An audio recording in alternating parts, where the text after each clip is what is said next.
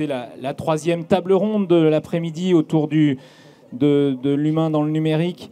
On a avec nous des startups, on a des accompagnants et institutionnels ou entreprises. Et donc, on est ensemble 3 petits quarts d'heure pour voir qui fait quoi autour de la fabrique du territoire, un nouvel incubateur dédié à l'innovation au cœur des territoires. Et pour en parler, donc, pour commencer tout au fond, Alicia Montagne. Bonjour Alicia, donc, qui est responsable start-up du programme start-up au sein de l'Open Tourism Lab.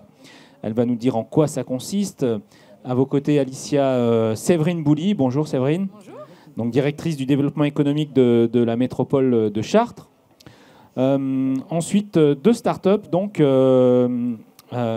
j'ai oublié où j'ai mangé vos noms, mais en tout cas, c'est Skies Up et Culture Advisor. Tout d'abord, Culture Advisor. Je vous en prie, présentez-vous. J'ai mangé vos noms et prénoms. Alors, Rosa Tandjaoui. Rosa Tandjaoui, c'est ça, de Culture Advisor. Et à vos côtés, Skies Up. Bonjour. Bonjour, moi c'est Robin Lelièvre de Skies Up. Voilà. Donc 2 startups qui sont basées à où ça, à Chartres, dans quel OCM 101 tous les 2. Non. Moi je suis originaire des Pays de la Loire, mais je fais un programme à Chartres, le Open Tourism Lab. D'accord. Et donc Pays de la Loire, vous êtes sur Angers. À Angers. Ouais. D'accord, très bien. Et donc on va parler de la fabrique de territoire. Peut-être commencer avec vous, Séverine Bouly. Séverine, qu'est-ce qu'est la fabrique des territoires? Qu'est-ce que vous voulez faire exactement avec cet incubateur? Alors, la fabrique de territoire, avant d'être un incubateur, c'est un écosystème. Un écosystème pour relever les défis du territoire. Donc, on va dire qu'on cherche à exprimer ces défis par les acteurs du territoire, les élus, les acteurs, etc. Donc, quand je dis défis du territoire, on parle de patrimoine, de mobilité, de commerce, de services à la population, de déchets, tout ce qui touche en fait à notre vie quotidienne. Donc l'idée, c'est d'avoir d'abord un incubateur qui va nous permettre, grâce à des jeunes entreprises qui ont des idées nouvelles, de nous bousculer et d'innover, mais aussi de permettre à des acteurs, dernièrement on a accueilli nos élus ici, de se dire, après tout, cette fabrique, c'est mon outil, et d'exprimer eux-mêmes des problématiques, et de réussir à les travailler autrement qu'avec les codes classiques, on va dire, d'une métropole. Je vais vous donner un exemple. On va travailler dans 3 semaines, quelque chose comme ça, avec mes collègues par rapport aux 20 ans de Chartres en Lumière. Donc voilà, Chartres en Lumière à 20 ans, le festival à 20 ans. Qu'est-ce qu'on fait Chartres en Lumière demain? Et donc on a décidé avec mes collègues, avec l'élu en charge de Chartres en Lumière, de lancer un marathon créatif en accueillant plein de personnes différentes, des étudiants, des startups, tous ceux qui ont envie de donner des idées, peut-être même des visiteurs, des habitants.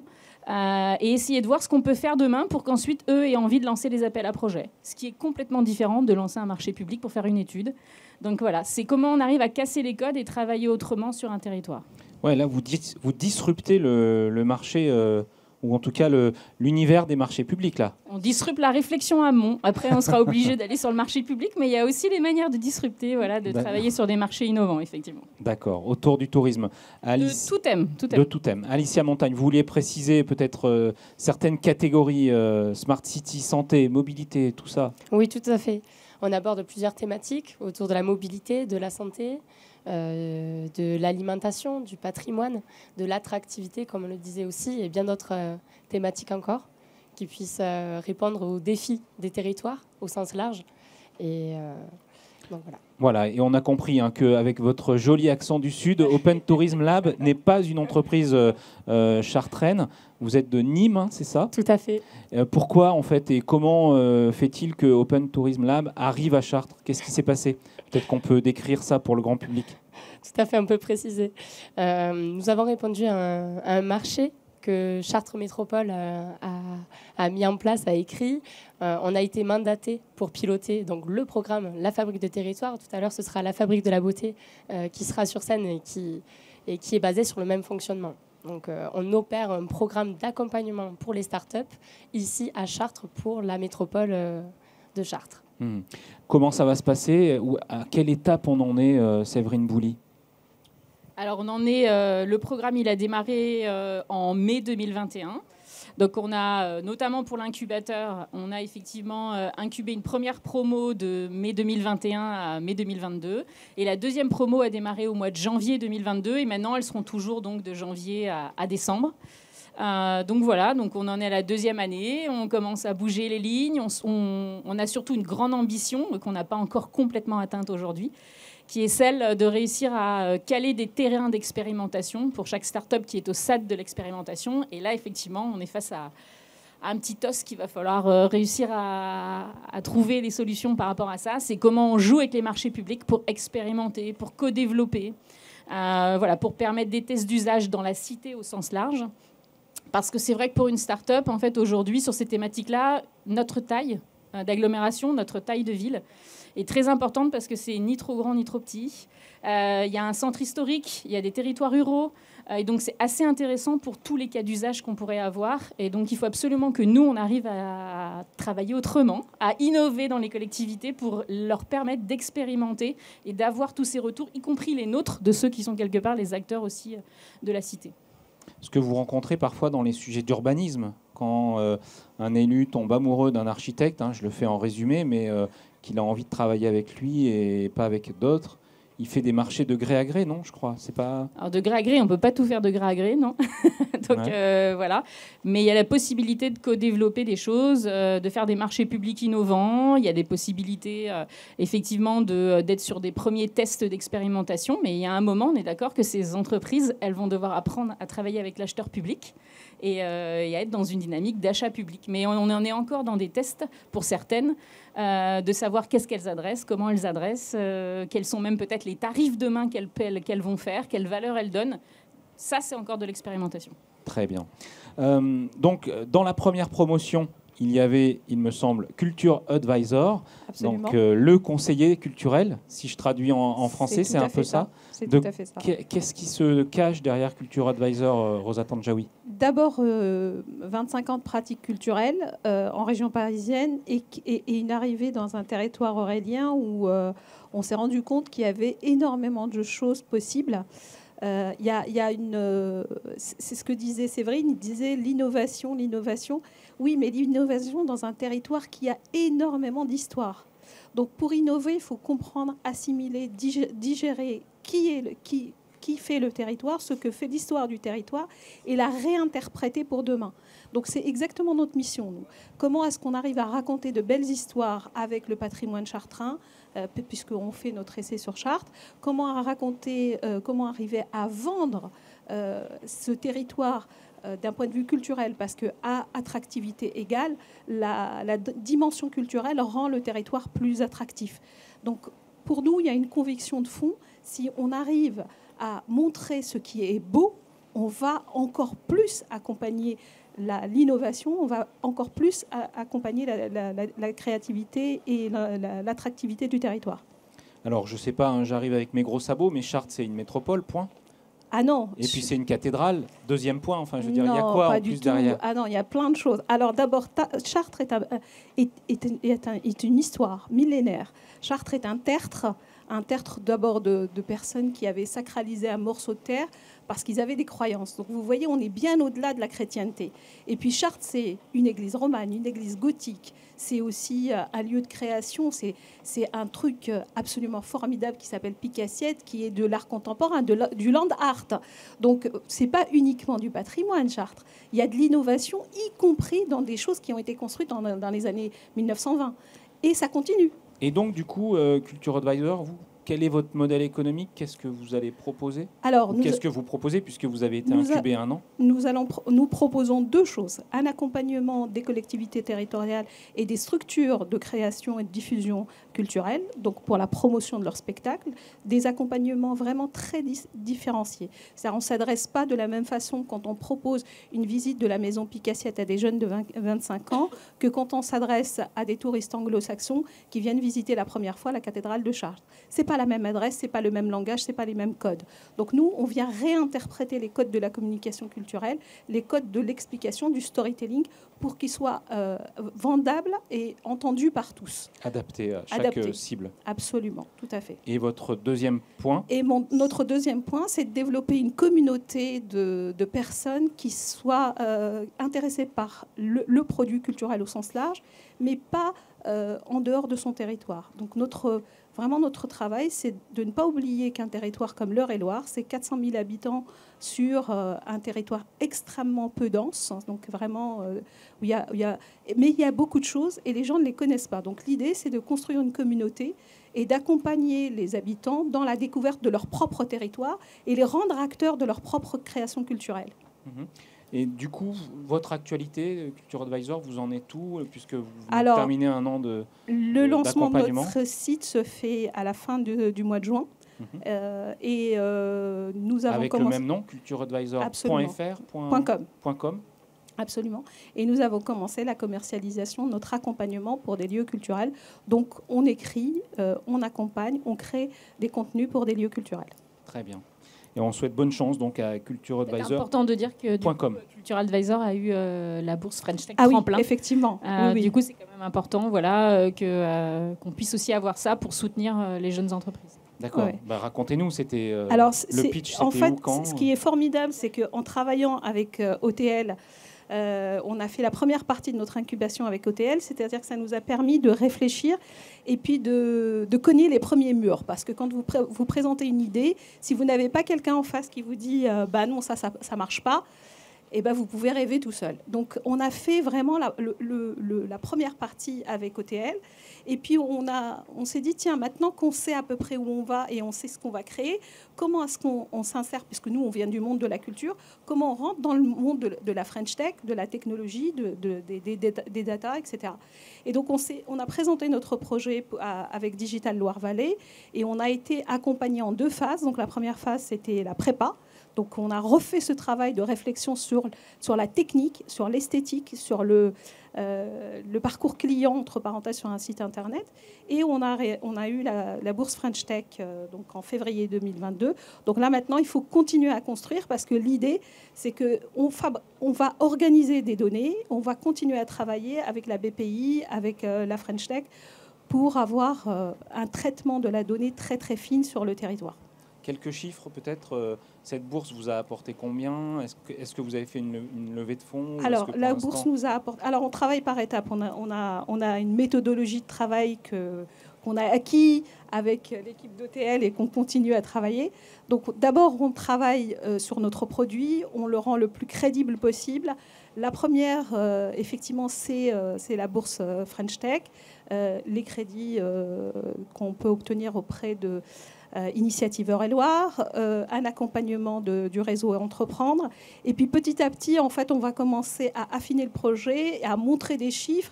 Et alors, on ne fera pas de levée de fonds parce que nous, on est une entreprise de l'ESS. Ouais. Donc, on va rester vraiment dans l'économie sociale et solidaire. C'est-à-dire, vous êtes sous forme associative, non, coopérative? Pas du tout. Une SAS. Une SAS, mais on protège les données parce que beaucoup de données qu'on va agglomérer sont des données qui sont de l'ordre du patrimoine, de la culture, de l'éducation, de l'enseignement, et qu'on veut protéger ces données-là. C'est-à-dire, vous n'allez pas les vendre? Absolument pas. Non. Donc en fait, vous allez vous rémunérer plutôt sur le service, que sur le contenu. Que sur le contenu. D'accord. Absolument. Très bien. Séverine Bouli, est-ce qu'on peut donner une vision d'ensemble? On n'a pas dit combien d'entreprises avaient été, Séverine Bouli ou Alicia Montagne, combien d'entreprises avaient été accueillies ou combien de start-up avaient été accueillies sur cette première promotion et quelle coloration vous avez voulu, ou en tout cas vous avez sur cette première promo? Sur la première promo, il y a eu, comme on a une incubation en 2 temps, pré-incubation et incubation ensuite. Donc, il y a dû avoir 12 ou 14 entreprises en pré-incubation et 10 qui ont suivi ensuite le programme d'incubation. Qu'est-ce qui fait le distinguo entre pré-incubation et incubation? Les 2 premiers mois, en fait, on a en fait un dossier de candidature avec l'intention, le projet, etc. Et pendant 2 mois, on va dire, Rosa l'a bien dit, on les secoue un petit peu pour pouvoir voir un petit peu l'âme d'entrepreneur, le répondant de l'entreprise. Et l'idée, c'est de se dire, qu'est-ce qui s'est passé en 2 mois? Est-ce que la personne a déjà maturé des choses? Est-ce qu'il y a des choses qui ont changé? Est-ce qu'elle sent une feuille de route? Est-ce qu'elle est déjà dans son projet? Et est-ce qu'elle est prête à agir pendant les mois d'incubation? Et du coup, il y a un jury qui... pour certains qui ne sont pas encore soit matures, soit c'est trop tôt, soit c'est peut-être pas assez disponibles dans leur vie pour s'investir, parce que c'est ça aussi, pour s'investir sur le projet. Donc on retient ensuite en incubation certaines startups, donc 10 la première année incubée, principalement patrimoine et tourisme, et 10 également la deuxième promo qui vient juste de démarrer sa phase d'incubation. Et là, on a une grande diversité, on a des choses sur la mobilité, on a des choses un peu plus sur les espaces publics, on a des choses... tourisme, patrimoine, mais c'est pas forcément que ça. Donc on a une belle diversité en fait de startups. Donc c'est aussi comme ça a été créé il y a 1 an. Je pense que c'est chemin faisant. On essaye nous-mêmes un peu en mode startup d'améliorer le programme, de voir les retours et de changer. Et donc on aura forcément des choses encore différentes l'année prochaine, je pense. Alors Rosa Tandjaoui, je vous demanderai tout à l'heure ce que vous a apporté cette première promotion, ou en tout cas l'expérience, et on va se tourner vers Robin Lelièvre, donc de Skies Up, qui fait partie, donc, si j'ai bien compris, de la deuxième promo. Exactement, la deuxième promo de l'OTL. Voilà, Skies Up, c'est qui, c'est quoi?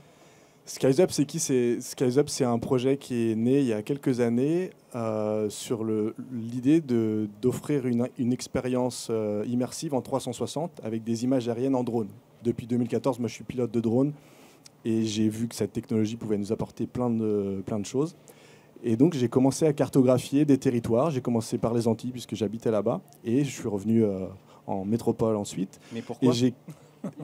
Pourquoi? Parce que la vie est belle aussi ici. D'accord. C'est pas une histoire de femme, non? Non. Enfin, pardon. Je sais pas. Non, c'est une histoire de business et de marché. Les Antilles, c'est des très beaux endroits, mais le marché est limité. Donc j'ai de l'ambition, j'avais envie de donner une perspective plus internationale à mon idée. Et donc j'ai cartographié tout le littoral de France avec des images aériennes en 360. Et donc tout ce contenu, il est là, il est sur une version bêta en développement qui est skies-up.com. Et plus récemment, on a imaginé un dispositif phygital, donc mêlant le physique et le digital. Et donc, on a imaginé un portique qui s'appelle Skydoor, qui est là-bas et qu'on peut tester à tout moment. Vous viendrez me voir si vous souhaitez tester cette innovation. Et donc, avec un smartphone, une application pour l'instant à télécharger, on peut augmenter cette porte et ouvrir une porte virtuelle à l'intérieur de cette porte. Et l'image qui s'ouvre, c'est une destination, un territoire, un univers dans lequel on veut amener les gens pour leur permettre de découvrir un territoire ou découvrir un produit, un service, etc. Donc toujours rendre le territoire plus intelligent grâce à la réalité augmentée, réalité virtuelle, de l'image aérienne en drone et de l'intelligence collective. De toutes ces sources. Quoi, exactement. En fait. Très bien. Et vous en êtes où vous dites que ça a démarré il y a 5 ans, l'idée. Voilà, l'idée aujourd'hui, si vous rentrez en incubation, c'est que vous cherchez quoi en fait? Les choses sont matures maintenant. On a terminé notre preuve de concept. Le prototype est là, prêt à être commercialisé. On entre dans la phase de pré-commercialisation. On a des discussions pour de l'expérimentation avec les acteurs du territoire ici à Chartres, mais aussi en Pays de la Loire, qui est notre territoire. Et on va progressivement proposer des nouvelles fonctionnalités à notre service, notre Skydoor, notre portique. D'accord. On va l'installer. Là, on a plusieurs demandes sur des festivals, sur des portes ouvertes, des événements divers et variés. Et pas que le tourisme, en fait. On se rend compte qu'au-delà du tourisme, d'autres applications sont possibles. Oui, la réalité virtuelle, par exemple, fait une percée dans la formation. Exactement. Dans oui, la c'est formation, ça. En fait, moi, je lui ai dit que... Parce qu'il y a les acteurs de la région qui sont là, ce serait bien de disrupter le forum des métiers et de l'orientation, ça serait génial. Parce qu'aujourd'hui, le parcours IKEA, les jeunes, ils n'aiment pas trop. Donc. On va essayer de faire quelque chose. Ils essayent, faut vous blâmer, mais ils essayent de... Par exemple, il y a eu ici d'ailleurs un très bon forum de l'orientation orientée cosmétique. Au début de l'année, j'y étais et c'était sympa. En tout cas pour les collégiens et les lycéens et les demandeurs d'emploi qui étaient. c'était pas la foire à la formation comme c'est vrai, comme ça existait il y a quelques années. Peut-être une question simple. Quelles sont vos attentes? Alors, on a commencé avec Rosa Tandjaoui, mais Robin Lelièvre, quelles sont vos attentes quand vous entrez dans un incubateur comme celui-ci? D'être accompagné. Je pense que le problème principal d'un entrepreneur, quand on est tout seul à entreprendre, c'est la solitude et de se retrouver des fois face à des décisions qui sont difficiles à prendre parce qu'on est tout seul, même si on peut être plusieurs dans sa tête, c'est mon cas souvent. Des fois, je me bataille à me dire qu'est-ce que tu dois faire là, et d'être accompagné par des gens qui nous montrent la bonne voie ou qui nous disent là, attention, tu risques de te confronter à un obstacle, etc. On a besoin de ça, on a besoin de se confronter au réel, au marché. Et tous les experts qui nous entourent, les élus, les représentants des territoires, ont des vraies problématiques. On essaye de répondre à ces problématiques avec des vraies solutions. Les chargés d'investissement, vous avez déjà pitché devant des financiers ou... J'ai déjà pitché et la semaine prochaine, en Pays de la Loire, je vais pitcher devant une 60aine d'investisseurs, de financeurs du territoire. Parce que le projet est mature, on arrive à un moment clé où l'autofinancement ne suffit plus. Il faut des financements un peu plus lourds pour embaucher et développer, rechercher et trouver des nouvelles solutions, des nouvelles fonctionnalités. Ok, oui, parce que derrière cet objet-là, il y a beaucoup de ce qu'on appelle de hard, c'est-à-dire de matière, d'électronique. Vous n'êtes pas tout seul pour faire tout ça, parce que non, je suis entouré. Départ, vous n'êtes pas ingénieur électronicien. Non, je suis pas ingénieur. J'ai un profil business. J'ai fait une école de commerce. J'arrive à faire des choses techniques parce que je suis un peu malin et que je m'intéresse et que je m'auto-forme à des choses. Mais j'ai des limites et donc je dois travailler avec des... Et cette partie-là, pour l'instant, je la sous-traite avec une agence à Nantes notamment. D'accord. Et donc pour ça, il faut des moyens. Et je remercie la BPI qui a déjà permis une première subvention sur de la recherche et développement, sur la des partie verrous techniques. Électronique et technique. Exactement. Rosa Tandjaoui, même question. Qu'est-ce que vous attendiez de cet incubateur et puis la question que je voulais vous poser tout à l'heure, mais j'y vais maintenant. Quel bilan vous en faites? Comment ça s'est passé? Alors, à la différence de mon collègue, c'est que moi j'ai quelques heures de vol de plus que lui, et donc j'ai déjà vécu des aventures entrepreneuriales depuis que j'ai 25 ans en fait. Et la solitude, c'est vraiment la chose la plus importante. Quand vous êtes sur un business classique, quand vous ouvrez une boutique quelque part en centre-ville ou que vous êtes menuisier, etc., le modèle a déjà été créé par d'autres que vous. Et les limites, les contours de ce modèle sont déjà dessinés. Donc si vous êtes suffisamment instruit ou suffisamment malin pour aller chercher l'information, vous la trouvez. Or que nous, on fabrique et on invente. En fait, c'est comme si on marchait sur une route qu'on construisait au fur et à mesure. On pose les pavés et après on met le pied après.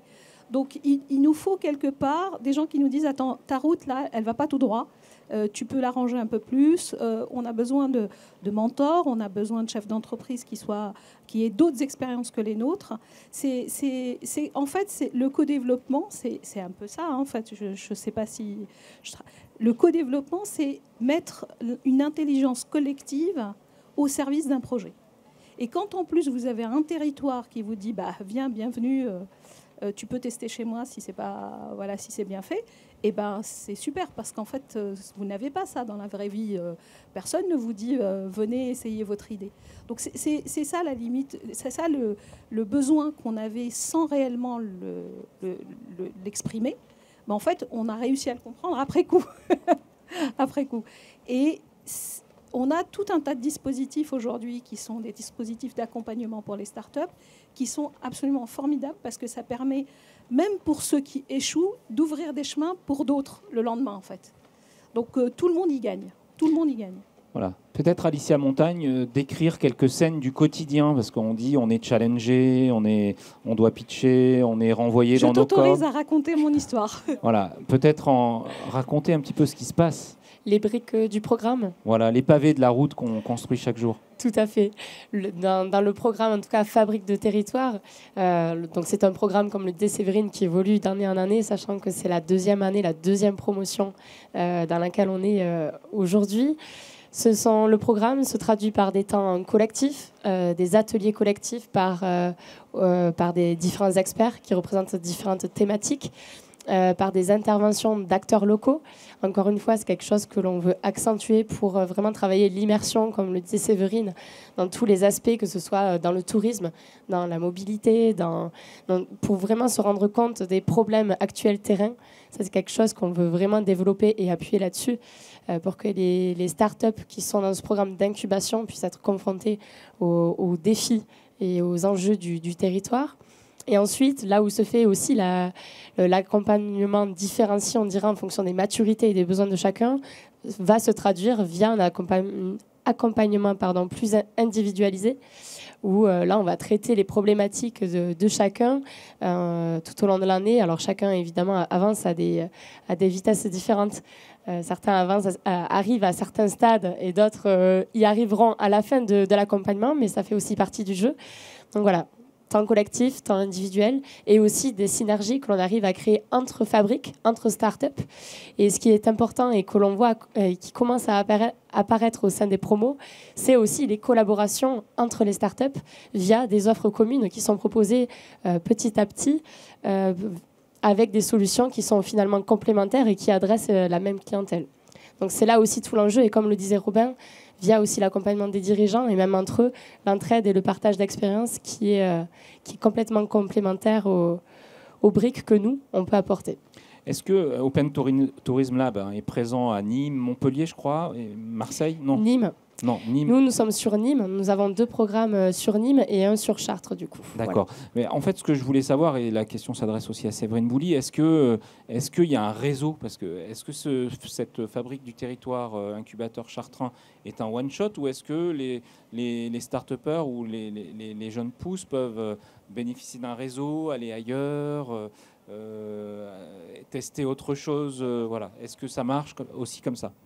Alors après, tout dépend dans le sujet sur lequel ils sont, mais c'est vrai que du coup, Open Tourism Lab fait aussi partie du réseau France Tourisme Lab, donc qui, avec un certain nombre d'incubateurs autour de la DGE notamment, peut mettre en réseau les acteurs autour du tourisme. La Direction Générale des Entreprises, voilà. Je suppose, l'État, voilà, qui a créé cette dynamique, parce que le tourisme, c'est quand même un des fleurons de la France, et en l'occurrence, c'était pas très organisé, en tout cas, il n'y avait pas de dynamique French Tech autour du tourisme, donc elle a organisé son propre réseau, avec la tête de pont qui est le Welcome City Lab à Paris.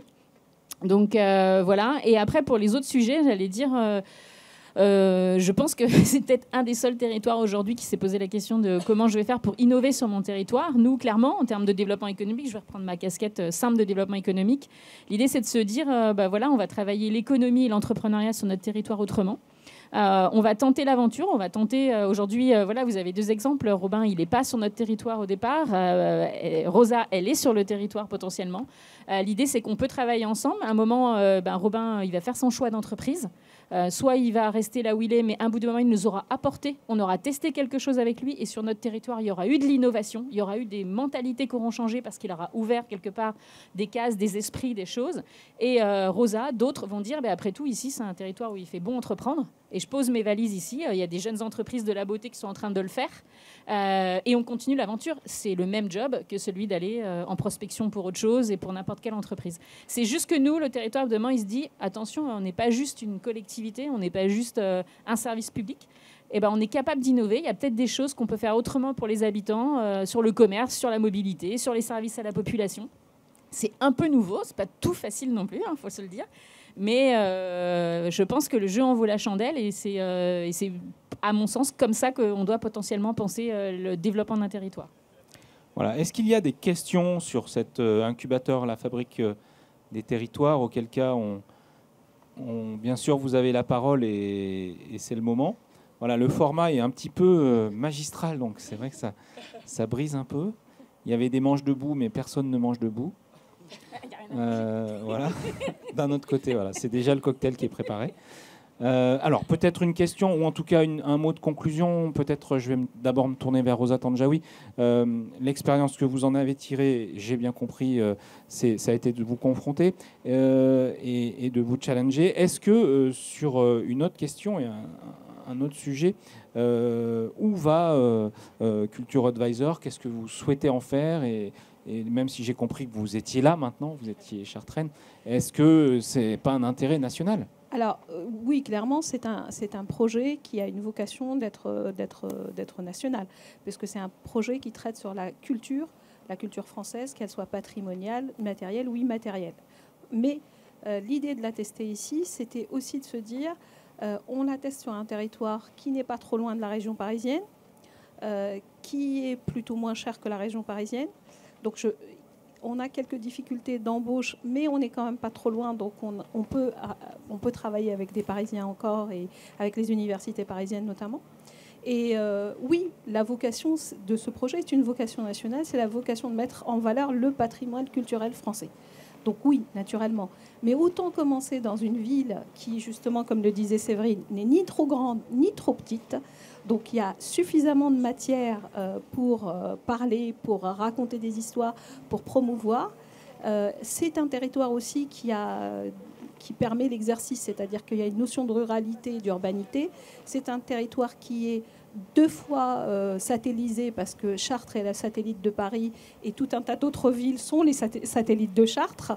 Donc il y a cette notion-là de mouvement des populations auxquelles nous on doit réfléchir et savoir comment on peut faire bouger les gens pour qu'ils bougent sur un territoire et puis comment les ramener sur ce territoire-là dans des 2 sens, hein, c'est-à-dire de l'étranger vers Chartres ou de la région parisienne vers Chartres et inversement. Donc toutes ces notions-là sont des notions à aborder et à tester ici, parce que vraiment, l'emplacement est idéal. Très bien. C'est une belle conclusion. Robin Lelièvre, même question. Quelle est l'actualité, même si on a un petit peu évoqué, de Skies Up, et quel est votre mot de conclusion? Déjà, on va essayer d'expérimenter des choses ici sur le territoire en implantant des Skydor à Chartres, mais dans des villes voisines aussi, sur toute la région, si on peut. C'est l'objectif de ma présence ici et de tout ce qu'on développe sur le programme OTL depuis le début. Aujourd'hui, moi, je suis dans un besoin de financement, donc je vais chercher des financeurs pour accélérer et aller plus vite, continuer à innover. Voilà. Ça, c'est votre actualité. Oui. Donc, levée de fonds, à quelle échéance vous aimeriez faire On va dire d'ici la fin de l'année, pouvoir lever suffisamment d'argent pour pouvoir continuer à se développer. Pour faire combien de portes? Pour l'instant, on a parlé d'une porte disponible en prototype, donc au fond du village. Mais ouais, on table sur une trentaine de portes d'ici la fin de l'année, donc 2022, et 100 portes installées d'ici la fin de l'année 2023. Donc voilà, on va essayer d'accélérer progressivement et s'internationaliser aussi. On a déjà des contacts en Espagne pour des choses qui vont se faire là-bas, certainement. Très bien. Donc les Skydor, 30 Skydor en 2022, 100 Skydor made in Chartres, ou en tout cas conçus partiellement et en partie à Chartres. Est-ce qu'un mot de conclusion, Séverine Boully, on a peu parlé, enfin si vous l'avez évoqué, mais peut-être sur l'attractivité. Quel enjeu finalement d'attractivité pour Chartres de créer ou de lancer cet incubateur, la Fabrique des Territoires? Ou alors une autre conclusion? Je veux pas la diriger. L'enjeu, je vous l'ai dit, c'est de pouvoir potentiellement acquérir des nouvelles entreprises, surtout sur l'innovation territoriale. Chartres fait partie, on va dire, des 222 cœurs de ville en France. Donc c'est aussi faire en sorte que le cœur de ville, ça soit pas que du patrimoine à la mode ancienne, et qu'on arrive effectivement à avoir ce côté innovation. Et puis en termes de conclusion, on lancera à l'automne le 3e appel à projet, et on espère qu'on arrivera en 3e année et en 4e année, on va dire, à tester tout le monde et à être un véritable laboratoire d'expérimentation, et que nos petits amis, les 221 autres cœurs de ville, seront des adeptes pour prendre et pour pouvoir acheter toutes les solutions qui ont été développées à partir de la Fabrique de Territoire. Très bien. La VRP de Chartres Métropole. Alicia Montagne, peut-être un mot, pour conclure. Je crois que vous vouliez présenter une start-up qui était présente ou non? Non, c'est tout bon. C'était les deux, d'accord. Oui, c'était surtout donner la parole à Robin et Rosa. Je pense que tout a été dit. Une chose aussi, c'est que nous sommes, comme on le disait tout à l'heure, à la 2e promotion. C'est un programme qui va évoluer. Les thématiques aussi. Donc il faut rester connecté et suivre la suite des actualités. Et puis bien sûr, on espère avoir d'autant plus d'entreprises plus locales et plus régionales et de travailler avec nos partenaires régionaux pour aussi sourcer de plus en plus des solutions ici sur le territoire et de faire fonctionner tout cet écosystème déjà existant. Voilà. Très bien. Merci beaucoup à tous les quatre. Merci à vous.